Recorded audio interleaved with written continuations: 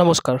বহুতে জানে SSCGD 2022ত মই মোৰ লগতে আমি কমেও 15-20 জনমান ল'ৰাই হাইটত ৰিজেক্ট হোৱাৰ পিছত হাইকোৰ্ট কেছ কৰিছিলোঁ আৰু সেই কেছ কৰাত আমি কেছত জিকি আমাক নতুনকৈ ফিজিকেল পাতিছিল খটখটি CRPFত। আমাৰ যিহেতু ফিজিকেল CRPF খটখটিত আছিল, তো আমাৰ ফিজিকেল এমাহ পিছত নতুনকৈ হৈছিল CRPFত।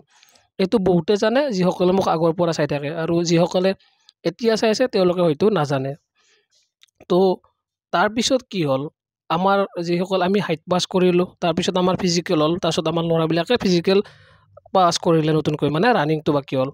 তাৰপিছত আমাৰ ৰানিং হৈছিল, মেডিকেলৰ যিটো লিষ্ট আহিছিল তাৰে 2-4 দিনমান আগত। তাৰপিছত মই ৰানিং বেয়া হোৱা বুলি অলৰেডি পিছদিনা আহি নেক্সট দিনা জনাই দিছিলোঁ। তাৰপিছত মেডিকেল হ'ল সকলোৰে, কিন্তু যিসকল ল'ৰাই আমাৰ লগত যিকেইজনে হাইটত মানে কেছ কৰি কেনে পাছ কৰিছিল তেওঁলোকৰ মেডিকেল হোৱা নাছিল, আৰু তেওঁলোকৰ মেডিকেল আজিৰ পৰা কিছুদিন এক মাহ 1.5 মাহমান আগত চাগে মেডিকেলৰ মই গম পাইছিলোঁ মেডিকেল হোৱাৰ দিনা, বাট ভিডিঅ' বনোৱা নাছিলোঁ। এতিয়া মই একজেক্ট ডেটটো পাহৰিলোঁ, বাট 1 মাহমান আগত SSCGDত তেওঁলোকৰ মেডিকেল হৈছিল, আৰু তেওঁলোকৰ মেডিকেল এদিনতে সম্পূৰ্ণ হৈছিল। CRPF 9 মাইলত তেওঁলোকৰ মেডিকেল হৈছিল এদিনতে, যিহেতু 12-15 জন ল'ৰা, তো এদিনতে মেডিকেল ক্লিয়াৰ হৈছিল। তাৰপিছত তেওঁলোকৰ এপইণ্টমেণ্ট যিটো আছিল এইখন চাব পাৰে, যোৱা মাহত তেওঁলোকৰ এপইণ্টমেণ্ট ইছ্যু হ'ল আৰু তেওঁলোকৰ ঘৰত এপইণ্টমেণ্ট আহিল। এইখন লিষ্ট অকণমান মই দেখাই দিম, কোনোবাই CSF ITBP এইবিলাক পালে।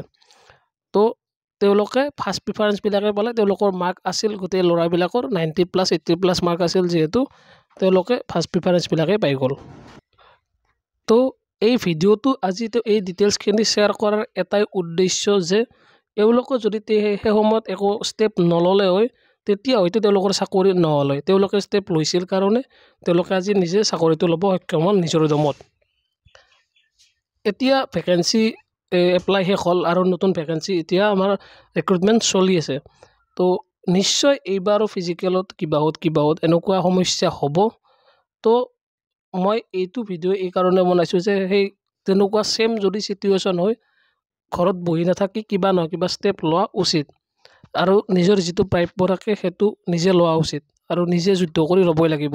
তাৰ বাহিৰে কোনেও ঘৰত আহি চাকৰি নিদিয়ে। তো সেইবাবে আজি মই সকলোকে জনালোঁ যে তেওঁলোকৰ এপইণ্টমেণ্টবিলাক আহিল, তেওঁলোকে জইনিং কৰিলে এতিয়া লাহে ধীৰে। তো এইটো চাই হয়তো এজনে উৎসাহ পাব, যদি কোনোবাই কাৰোবাৰ লগত এনেকুৱা হয়ও তেওঁলোকে নিশ্চয় কি কৰিব লাগে জানিব। আজিৰ ভিডিঅ'টোত এইখিনিয়ে। ধন্যবাদ। জয় অসম।